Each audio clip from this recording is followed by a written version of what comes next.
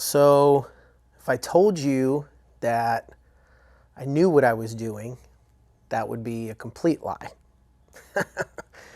Be a total lie.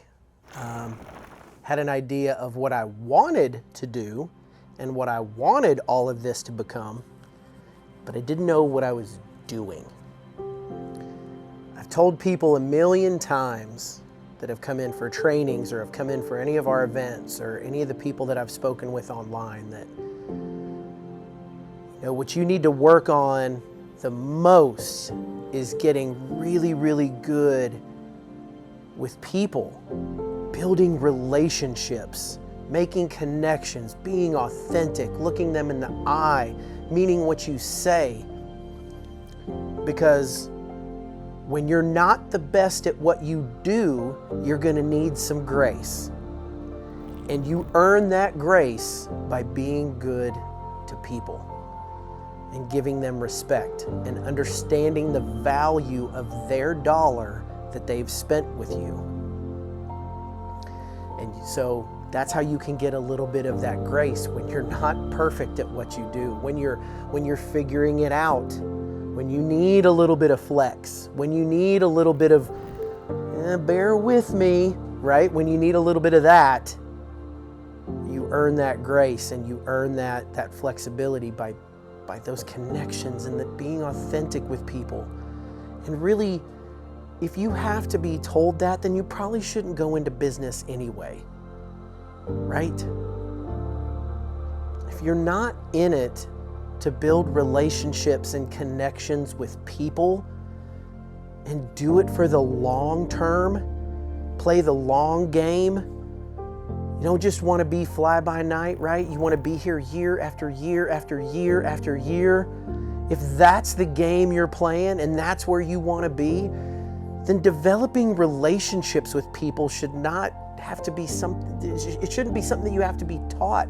You should be maybe taught how to nurture that and how to help that and how to coax that along. But if that's not one of your main goals or ambitions behind your business is to create the value with people and get that, like if you're not interested in turning your clients into friends, buddy, don't even open your doors. Don't even get business cards made. So, yeah, I remember trying to figure out, right? So when I started, I had everything that I needed in my garage, right? I had the polishers, had the towels, had the chemicals, didn't have enough lights, but had most of the lights. But my point is there was very minimal investment monetarily as far as for the gear or the material to get started. Very minimal on that. Didn't have to worry about a whole lot in that regard. But what I do remember that was a big, big deal to me is I remember knowing that I was going to have to obviously leave my career at that point. And my wife was pregnant with our first son at that point and due really close to the time that I was deciding to start this. So I knew she wasn't going to work anymore, and I knew that the money that I was making, which was pretty solid, pretty substantial, was going to be a fraction, right? What we were making, literally, I did the math on this. We went for 3 years, I made 1/7 the income that I used to make to what I made working at Insane Paint. And when you have a mortgage and you have vehicles and you have a baby on the way and a wife that is risking it all to believe in you, like, that's a crazy risk, right? And so I remember that.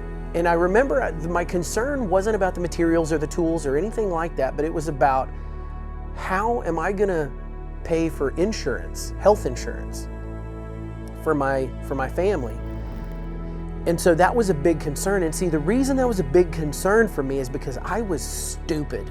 At 38 years old when I started this business, I was stupid with my money up until the time I was 38. I made a boatload of money. I made great money at my previous career, but I didn't save or sock away like I should have. And so when I entered Insane Paint Auto Detailing, when I was making killer money, I also spent killer money. And because I didn't have anything saved, I didn't have this nest egg that I could tap into to take care of these things. So I remember two things. Number one, I remember asking my mom for $4,500 to take care of our first, I can't remember what it was, 6 months worth of health insurance. I think that's what it was. I think it was 6 months, but I remember $4,500 I asked from my mom to pay for health insurance so that I could leave what I was doing and start this. I would figure the money out, the income, the revenue. I'll figure it out, Mom. I got that figured out. But can I bum $4,500 to take care of health insurance for my family? And so I remember that, and she helped me out. And I also remember a guy back then, and we're not super close now. We're still friends and we're still in touch. I see him once in a while. But I remember back then there's a guy named Jason Yarbrough. And he owned and ran Alloy Wheel Repair Specialists at that time. And I remember him sending me business, and he recommended me so many people before I even left my previous career that he put people on my schedule before I was even truly 100% up and running. I was still in transition from my previous career into this, and I had people on my schedule because of that guy.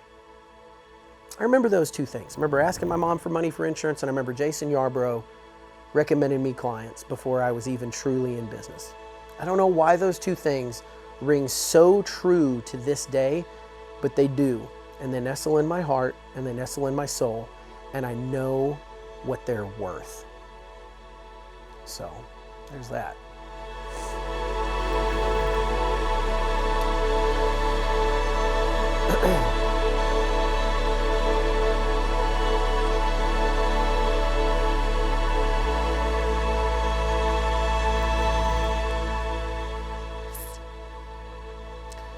In the beginning, you think you know what you want, right? It's a certain dollar amount of money in the bank, certain material things. And there's nothing wrong with wanting certain material things. It's a great way to gauge, for some people, it's a great way to gauge success. Not everybody, but for some people it is. And it can be a sense of inspiration and motivation to want material things, whether it's the house, the car, the property, the watches, whatever it is. That there's nothing wrong with that. I don't hate against people that like those things. Hell, I like those things.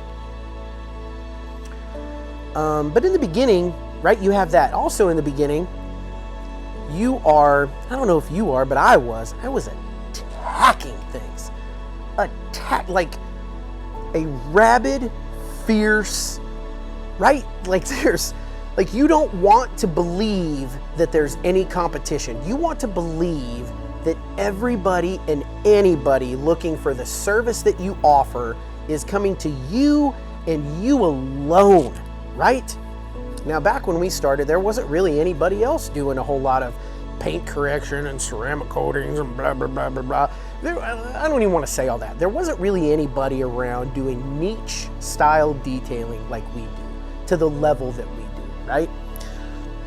But back then, all 10 years ago, in the Birmingham market, that's just the way that it was. There just wasn't much of that. If any. If there was some, I don't know where it existed, but to my knowledge, there wasn't any. But you do anything and everything that you could to be like, there is no competition, come to me. Like, you were just after all of it, right? And if anybody used anybody else for anything in your venue or in your vein of service, right, within your wheelhouse, man, why'd they go there? You just couldn't believe it, right? But then on those two things, as time goes on and your business changes and it evolves, you begin to want different things, because as you get older, as your family evolves, you realize that what you wanted 10 years ago is not what you want now. 10 years ago, yeah, I still like a certain amount of money in the bank, right? We all need that. Whatever that number is to you, you need that to feel comfortable or protected or valued, whether it be within your family system or whatever. So don't get me wrong, that's still important. But whereas 10 years ago, I thought that I wanted a certain vehicle,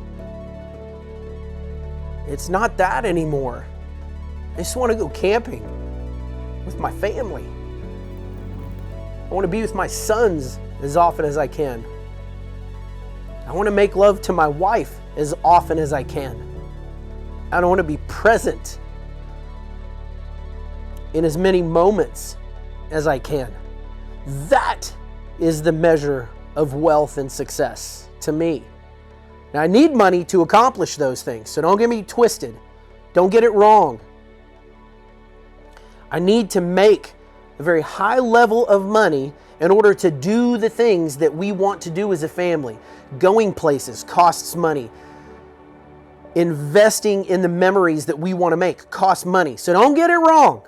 It takes money to do the things that you want to do in your life. Anybody that tells you that money's not important, they're lying. Most importantly, they're lying to themselves, but they're lying to you. And if they think that that's a thing, give it a few years and wait until they run out of money, and then they'll figure out how god dang important money is. So don't get it twisted. We're in business to do business.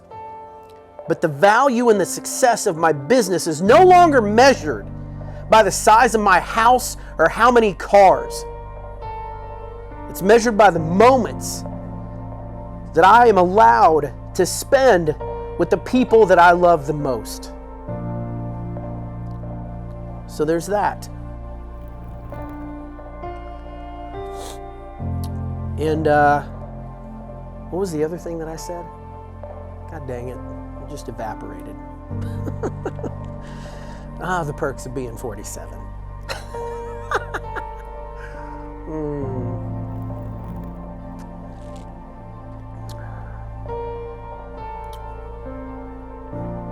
Oh, the competition thing. Yeah, as time goes on, you realize that not everybody is for you. And that could be for a multitude of reasons, whether they're not willing to pay your price that you're asking for the service that you perform for them. Maybe they don't like the way your schedule is oriented. Maybe they don't like you. But as time has gone on over the past decade, I've realized that not everybody is our client. I used to think 10 years ago when we started, why doesn't everybody like me? Why doesn't everybody want to use our service? Why doesn't everybody, me, there is no company. I used to think that, and now I realize I do not want to do your vehicle because you're a jerk, or we don't see eye to eye, or you think I should be doing it for a certain price and I'm not anywhere close to that, or you want it done yesterday and I can't even get to it for 6 weeks, or whatever it might be. Not everybody is for you, and that's okay. We probably give away, turn away, or pass on, I'm gonna guess 10 grand in business every month because for whatever reason, we are just not a good match for everybody. And so I've come to that realization. And it has made me a very happy individual. So I think once that you can come to terms with that and let that settle in your brain and settle in your heart, you can focus more on the people that are for you and more on the people that you are for. So I think that's an incredible lesson that I've learned over the past several years as well.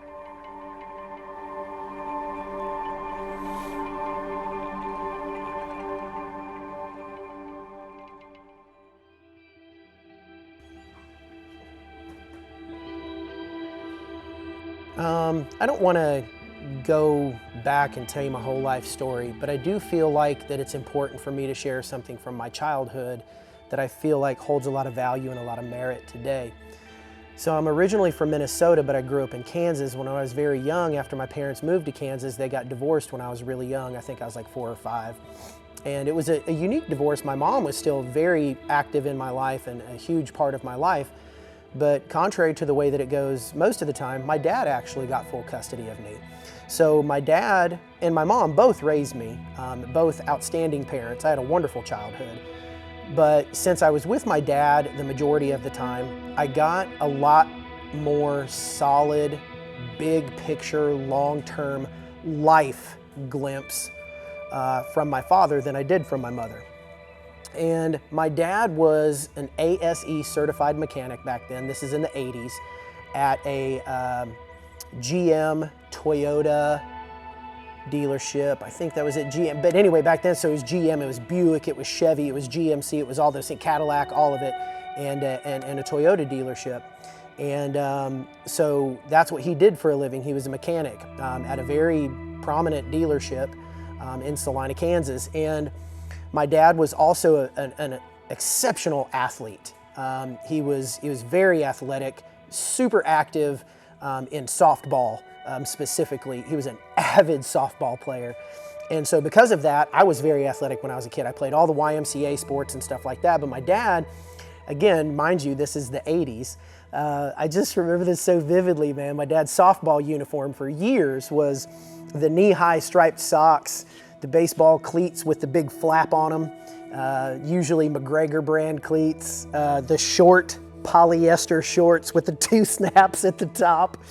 And the softball jerseys were the mesh, see-through, mesh, perforated, banded arms on them and stuff. It was just straight pure 80s, man. And my dad had the classic feathered hair that, you'd run your hands through and do that.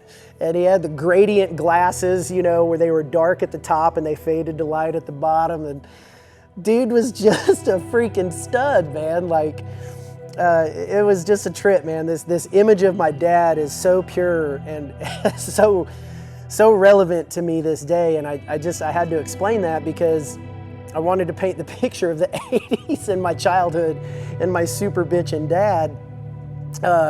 But the reason I bring this up so I could paint that picture for you is because what I saw from my dad and what I learned most from my father was he was a super good mechanic. When I say this guy could fix anything, I mean he could fix anything. He was astronomically knowledgeable when it came to maintaining and repairing and restoring an automobile and anything mechanical, and he was just so super talented, and people got word of that. And my dad was very social. He's like me. He's very social, talks a lot, very easy to chat with, very accommodating to people. He's a giver. He wants to please people. He's the guy that would do anything for you. Call him at 3 in the morning and say, hey, I'm stuck on the side of the road. He'd be the one to come get you. He's just that kind of person. And so when you're a mechanic like that back in the day, you did a lot of side hustle. And so we had a nice deep 2-car garage. And I remember almost every single weekend, my dad would be fixing cars for people and for his friends and for anybody that wanted their car fixed. If it was just a minor repair or whatever, my dad would do a lot of fixing for people over the weekends. And I saw him so many times bend over backwards for people and do anything and everything that he possibly could to make that person happy, to help their situation be better, to have them walk away with a smile, to help them have a good weekend, to provide them with safe transportation for their family. And when it came time for payment, yes, there was cash and stuff like that, but so many times my dad would be like, hey man, just give me a 12-pack of beer and a pack of smokes. And I say that because it just seems like in today's world, they don't make sons of bitches like that anymore. It's difficult to find somebody that will so willingly give themselves unto you just so you can be better with nothing expected in return. And I took that from him. He taught me that. He never had to have that conversation with me about, hey son, this is how you treat people. He just showed me this is how you treat people. And I've carried that with me my whole life. And it's a huge lesson.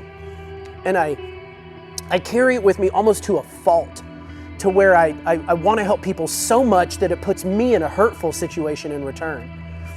And it's such a such a powerful emotion that I carry with me, and it's a foundation of how I run this business. Because my father instilled those values in me when I was a kid, and I got to see his example.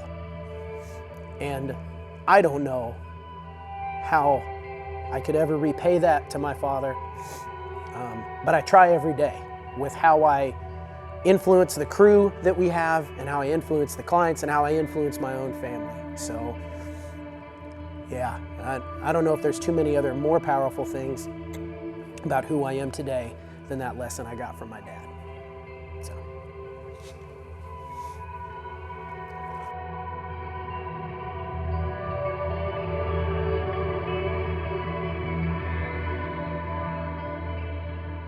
Things are different now, in year 10. You can't just work hard. You can't just hustle and grind and expect to develop a high level of growth from that in year 10. In the beginning, right? Okay, so those are still the foundation of everything now. That's still at the baseline of all of it. But like in the beginning, you can get away with that because nobody really knows who you are. There's no momentum. Everything is, behind closed doors. Like you're just trying to get your name out there. So hustle and grind and hard work and long hours and all those things. You can get away with just doing that. Like in the beginning, you can just outwork everybody, and that will get your name on the map, right? Or you can do something different the way that we did. You can do a different style, a different niche of detailing. But by the time you get to year 10, you can't just keep doing that and get away with it. It doesn't work like that. Now, you've got to be a good person. You've got to be a good member of the community. You've got to consistently walk in integrity, right? And if you've been doing that in the first 10 years leading up to year 10, then you've already got that going for you. But you've got to be able to carry yourself well emotionally. You've got to have good composure. You've got to have great respect for the crew and for your family and for your clients. You've got to have great respect, right? You've got to be a good person morally, right? You've got to have a super clean facility. You've got to have this experience so that when people come to visit you and walk into your shop and walk into your lobby, that they get this, oh, this is much nicer than I was thinking type of energy, right? So when you get into year 10, there's more layers to it. You can't just hustle and grind and work hard and get away with it and expect that to be okay. There's more stuff in the mix. There's more ingredients to the cake in year 10. And if you don't see that, and if you don't feel that, well, to be honest with you, I'm surprised you made it to year 10. And I wish you the best making it out of year 10, because you're hanging on by a thread if you're not seeing and feeling all those other things that are now really, really going to start to matter, or have been mattering for the past few years, and now they matter even more.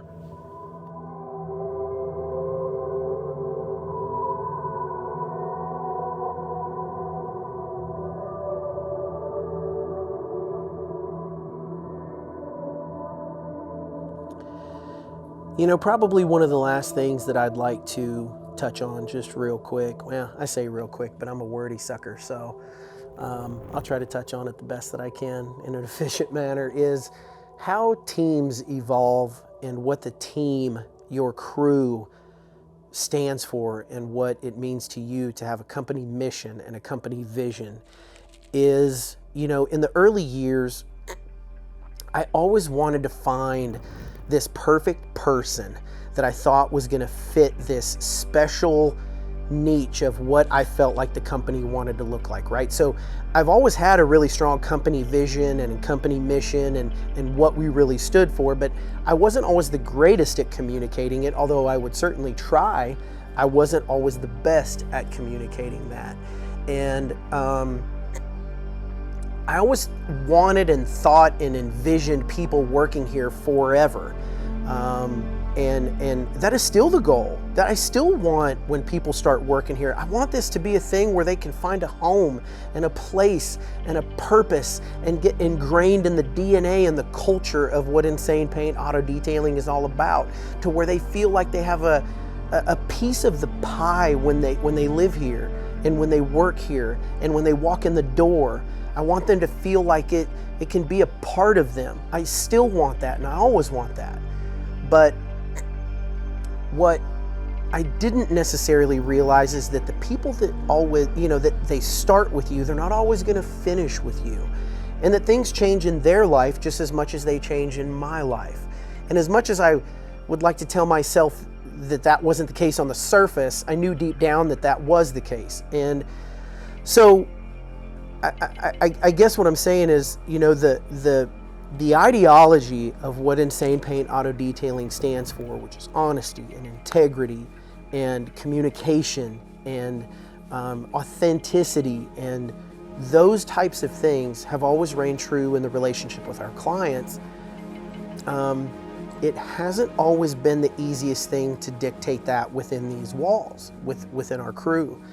And so that is something that I've really, really worked on. And not only that, but what I was able to pay our team back in the early days is not anywhere close what I'm able to pay them now. And so because of that, people were making okay money, but not the greatest money back then. And so it was real hard for me to grab a hold of, super talented individuals. Although we've had a pretty good level of talent on our team throughout the years, it was somewhat difficult for me to grab a hold of people that would really try to make an honest living with this. It was somewhat difficult because I was just only able to pay them so much. And again, mind you, I was not the greatest with my money before Insane Paint, which then carried over into Insane Paint, which meant that I didn't have that nest egg or that money. I wasn't smart in working with money, when the business started. And so it was very difficult for me to take that shift. And really the person that's helped me the most with this has been two people. Number one, my wife. She's dug us out of some bad places. Golly, that woman. So there's that. And then a few years ago, I finally got a financial advisor. His name is Doug Cooper, and he's been a huge catalyst in changing the tides of how Insane Paint works as well. So those two people, I owe a boatload to those two people, because they've changed the capacity in which we operate, in which I'm able to pay the crew that works here now. So there's that. But I've also gotten better at communicating the culture, at communicating the vision, at communicating the mission. And every time we've changed crewmates or teammates or whatever you'd like to call them, I don't like calling them an employees. I hate that word, and I don't like the word boss, and I don't like the word manager. But every time we've evolved out of one skin into another, our crew and the caliber of people and the quality of work and the efficiency and everything has just risen to such a level, and it blows my mind at the people that we've got now and what we used to have, the timeliness in which we're getting things done, in which compared to what we used to do. And just that evolution has been so exciting. But it's been exciting because I've learned hard lessons. And probably the one thing, if I could say one thing that I've actually been really, really talented at and not afraid of over the years, is I've never been scared to walk into fire. I've never been scared to have difficult conversations. I've never been scared to let somebody know what I'm thinking and say, hey, it is time for change. We got to do something different. You've either got to get better or you got to get out of here. One of those two things, because right now it is not good. I've been decent at that skill set. And because of that, it has allowed us, I don't even want to say me, but it has allowed us, it has allowed the Insane Paint Auto Detailing culture and environment to evolve past what might have closed the doors for some other people or gotten them stuck for years, or, oh yeah, I can't find anybody to hire. No, you can, but you're not willing to have the conversations with the people that you have so that you can move on to finding better people. And I am super grateful and humbled and very, very thankful for where we are now, the crew that we have now, the guys by my side now. They're on these photos behind me right here. Very, very grateful for what we've turned into. And I guess in closing, I would just like to say, for those of you that have tagged along with us for 10 freaking years and watched us, even for those of you that don't like us and you've just been paying attention so you could see me hurt and see me suffer and watch me suck, because I have had moments where I have sucked. Even for you folks, don't you dare change the channel yet. There's a lot more coming. I can hope that we continue to entertain you for another decade or more. Thank you a million for everything that that all of you have given unto me over the past decade. I'm floored and I'm blown away and I'm humbled as hell. We'll see you soon.